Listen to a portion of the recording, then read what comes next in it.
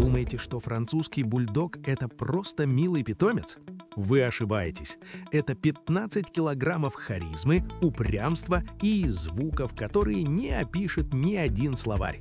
Сначала вы влюбляетесь в эти уши, а потом привыкаете засыпать под звук работающего перфоратора. Ведь так храпит ваш француз.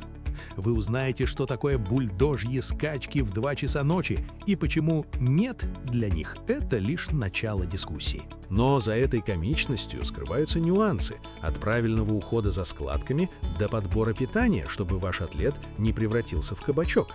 Жизнь с ними – это ежедневный квест.